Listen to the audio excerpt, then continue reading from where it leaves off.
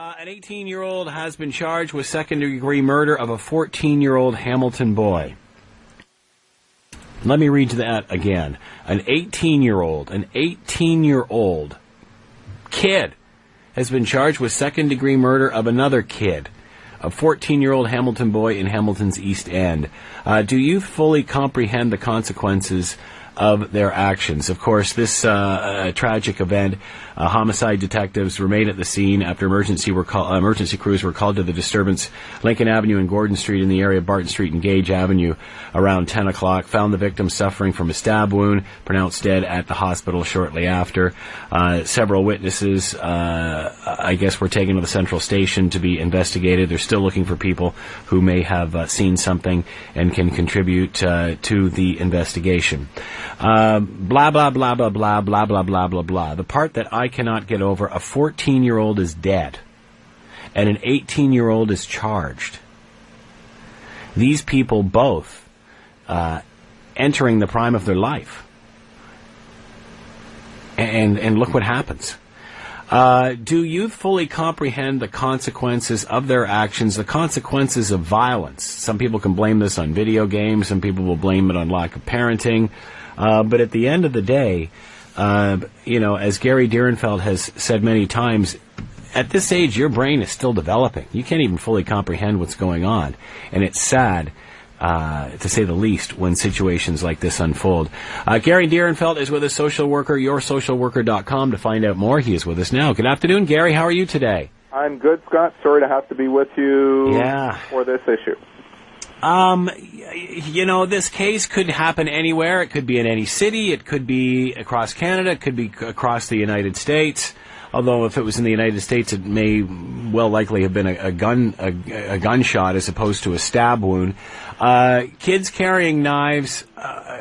We've talked many times in this show about how they're not fully developed. Their brains aren't fully developed. Do they have any comprehension of the results of these violent acts? Very limited. They don't have the life experience on which to draw. It's like telling the 4-year-old, don't touch the stove, you're going to get burned, and the 4-year-old argues back, I'm not going to get burned, I know what I'm doing, but we know the 4-year-old doesn't have capacity. So when we look at this 18 and 14-year-old, they were, according to the police reports, as reported on CBC websites, these persons are known to each other. They're from the same neighborhood. The person who perpetrated the stabbing was known to police. Here's where I really want to go, Scott. If we look at the Hamilton Spectator Code Red report, that puts this event smack dab in a Code Red neighborhood. Yeah. And so high poverty, low employment, single-parent families, low socioeconomic status, low rate of graduation from high school or post-secondary education. This area, unfortunately, it might be a good street, but it's smack dab in the middle of an area that is ripe for these kinds of problems. And when you grow up in that neighborhood, do these kids know better? Sometimes that's all these kids know. They've barely strayed from their own neighborhoods. Their neighborhoods may be fraught with conflict, upset, lack of supervision, and unfortunately, these are the most extreme examples of the bad outcomes. And I know we've talked about this before as well, do these people even look that far ahead? Is this lack of conflict resolution? And I know all these factors that you've just mentioned certainly contribute to all of this, but is it a case of they're not thinking that far ahead, they're just getting angry, they're reacting? Because at the end of the day, no matter what neighborhood you end up in, if you stab someone, they can die. Yeah, but, this is the pond in which they're growing up in. And so, the likelihood of learning good conflict resolution skills, of having all the best role models, if not in your own home, then in your neighbor's home, these are high-risk neighborhoods. And Yeah, I always give the example. I'm Jewish. I grew up in the Jewish part of town in Toronto at Bathurst and Wilson. And Scott, believe it or not, till the time I was in my mid to late 20s, I thought the whole world was Jewish. Yeah, how crazy is that? I thought the whole world was Jewish because growing up, my whole world was Jewish. Yeah. And so when learning about Christmas and other ethnicities and then traveling, to different places throughout the world, then you realize how sheltered my upbringing was, how much I have been influenced by my upbringing, and then you can kind of step out of the box and learn a bit more. So these are young persons. They're just 14 and 18. They, in many ways, don't know differently. They know survival. They know might is right. They know if I don't get it now, I may never get what I'm looking for again. There is a remarkable live in the moment. They likely have had multitude of experiences of getting away. We use the expression getting away with murder, but certainly and I don't mean that literally here, right, but getting away with inappropriate behavior.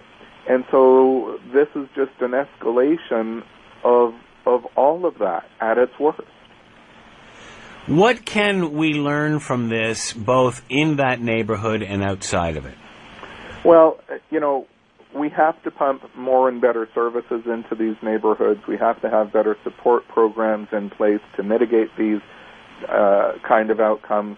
We want, community supports. We want places where kids who may not have the most helpful of home lives to have an alternative place where they can go that is wholesome, that is healthy, that provides them with reasonable ways to spend their time, reasonable activities, that provides them with other mentors who can coach, shape, lead, role model. That's why we want to put services in. That's why we have social services, to mitigate these kinds of outcomes, to work against that. We want to have living wages, quite frankly, so those who are in less than living wages can truly support themselves without that added stress on their relationships, on their home. This is what we need to do to turn these outcomes around. Why do some come out of these environments fine and others end up like this? Some of us are more vulnerable than others. Why did I come out of Bathurst and Wilson thinking the whole world is Jewish? How silly of me, whereas other folks may not have had that experience. So maybe they were told growing up, hey, although, in our neighborhood we're all Jewish, and by the way, there's the Greek part of Toronto, there's the Asian part of Toronto, that's how Toronto's organized. So whatever pond you grow up in, you figure that, you extrapolate and you think that's the entirety of the world. So some folks would have had alternate experiences to confront what might be happening in their own pond, so to speak. And that's what we want to offer these kids by having access to better, richer, more diverse services. What if you're in that pond? What do you tell those other kids? What do you say to other kids on the block? We see movies that are based on these situations where we have very good parents who say to their kids, don't ever forget your roots, but we want you to be able to have better than this. We want you to move on. Look at To Sir with Love. Was it To Sir with Love? Mm-hmm. Yeah, To Sir with Love. Man, I'm dating myself. Yeah, you are. But that movie is as potent today for this situation as it was in the 60s when it came out. Very true. Yeah. And I lost your question. What do you tell the kid that's growing up in that neighborhood? Well, you know what? It's very hard to tell anyone anything. So looking at me again, I'll use myself as the example. If you had simply told me, Gary, the whole world isn't Jewish, I'd say you're lying to me because my personal experience supports that the whole world is Jewish. because that's all that was in my community and my neighborhood. Yeah. So you got to help me step out of my pond, take me to another community, to give me a different experience, show me a different way of doing things, show me another way to resolve conflict. Then it's not just you telling me. Then you're going to confront what has been my experience and add to it. And now I have to wrestle with the dissonance, the difference between what I thought and what I'm now learning, and then I can come to a new understanding. And that's what we want to do with it. That's what education's all about, by the way, ex duco, to bring out education. We want to educate these youth. We want to bring them out. We want to give them alternate points of view. We want to challenge the worst of their experiences with different experiences that are pro-social, and we want to give them the work-related skills to be able to fend for themselves, take care of themselves in a pro-social way. All right, we have about a minute left. I can't let you go without your comments on Robin Williams last week. Isn't that tragic? Yeah. And we all related to this guy, and that's why we are spending so much time talking about him. We grew up with him, you and me, and so it feels personal. Let's extrapolate. If you are impacted upon by a mental health issue, if you are depressed, for goodness sake, we do want you to get help. We do want you to, where necessary, use medication, get cognitive behavioral counseling. We want you to take care of yourself. We don't want you to be so desperate that you have to take your life as a solution. So this is a tragic outcome to a guy who has touched us all in a good way prior.